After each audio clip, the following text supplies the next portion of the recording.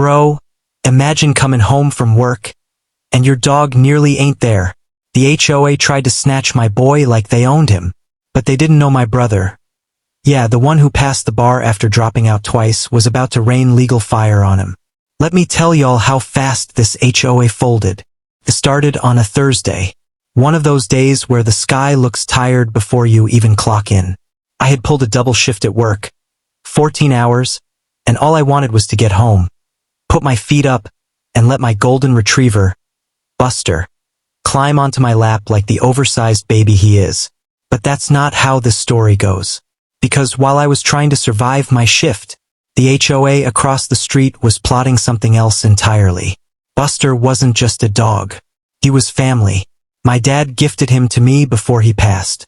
So when the HOA sent me a letter claiming my dog was unregistered and creating noise disturbances, I didn't shrug it off. I called, emailed. I asked for proof. They never replied. Not once. I should have known then. They weren't trying to resolve anything. They were building a case. That morning, I fed Buster, scratched his ears, set up the indoor camera, and left for work as usual. At 1:42 p.m., my neighbor Jessica texted me, "Hey, HOA people are at your door again, with a truck." My stomach dropped. A truck? I opened my phone camera, expecting to see a package delivery. Instead, I saw HOA Karen, red hair, sunglasses too big for her head, waving a paper at my Ring camera like a badge she didn't have the authority to flash. And behind her, a man holding a dog crate. My heart stopped. Karen's voice cracked through the intercom, loud and shrill. Per HOA authority, we are removing the unregistered animal until compliance is met. Unregistered animal? Buster? He wasn't livestock, he wasn't a hazard, he was literally just sleeping on the couch. I yelled through the intercom. Karen pretended not to hear it. Then she said something that made my blood go cold. "This homeowner is at work. He can't stop us." She reached for my door handle. My neighbor bolted out of her house, screaming at them to stop. They ignored her. So Jessica did the one thing I didn't expect. She called my brother.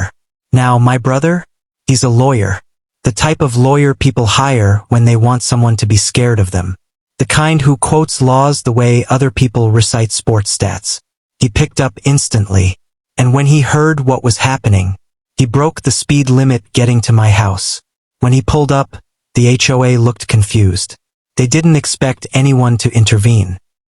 He stepped out, suit still crisp, tie still straight, not even out of breath, and said the calmest sentence imaginable.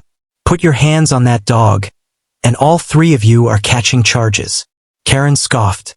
"You can't tell us what to do. This is HOA business." My brother smiled, that terrifying kind of smile lawyers use right before dropping legal napalm. He took out his folder. Yes, folder. He always had one. Inside were printed copies of the HOA bylaws, yes, the ones they pretended existed. And then he said, "You have no legal authority to confiscate animals. None. Zero. This is trespassing, attempted theft, false authority representation, and a violation of your own contract." Karen hesitated. The crate holder lowered it slightly. They weren't expecting someone who knew the law. My brother moved closer. "You're going to step off this property. Right now. Or I will be calling the police myself." Karen said, "Go ahead." So he did. Right in front of her. And that's when everything really exploded. Because the police didn't take her side. Not this time. One officer walked up, saw the crate, and said, "Ma'am, this looks a lot like attempted theft of a pet." Karen lost it. She went on a rant about authority, rules, barking complaints, safety issues. My brother cut her off. "Show the officer the noise complaints." She froze, because, of course, she didn't have any. While all this happened, Buster walked up to the window and pressed his nose against the glass, completely oblivious to the chaos unfolding in his name. The officer turned to the HOA team. "You need to leave. Now." But Karen couldn't stop. "This HOA has power. We make the rules." The officer shook his head. "Not more than state law. You're done here." The HOA was forced off my porch. The crate guy dropped the crate and shuffled back to their truck. My brother stayed, arms crossed, waiting for me. When I finally got home that night, exhausted, shaky, and still confused, he just looked at me and said, "We're suing them." And that was only the beginning. When part one of this chaos ended, I thought the worst was behind me. I thought the HOA learned their lesson. But people like Karen don't learn. People like her double down. The next morning, I woke up to a letter taped to my door. Final warning.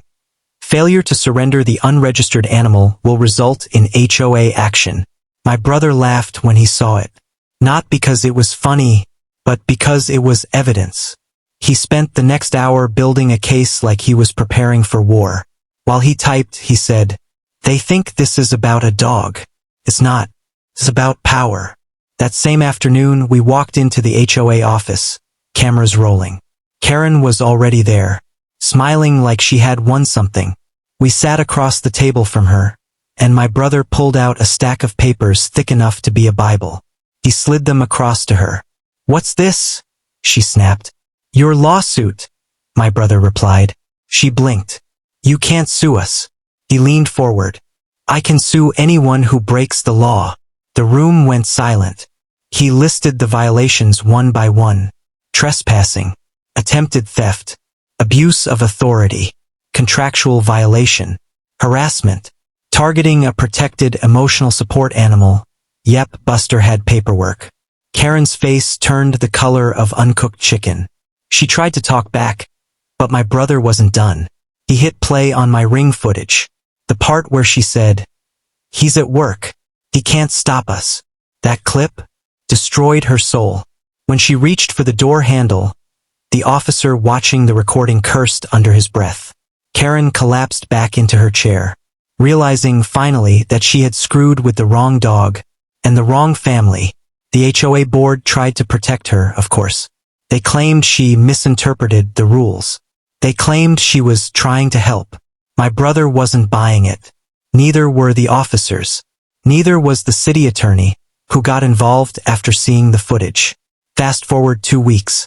The HOA received a $15,000 fine, a legal injunction, an order to rewrite their pet policy under state supervision, mandatory training on property rights.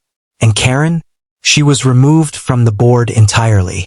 But the best part, I received a settlement, a big one, big enough to pay off old debts, fix up my yard, and buy Buster an entire room full of toys. On settlement day, Karen had to read a written apology aloud. Her voice trembled the whole time.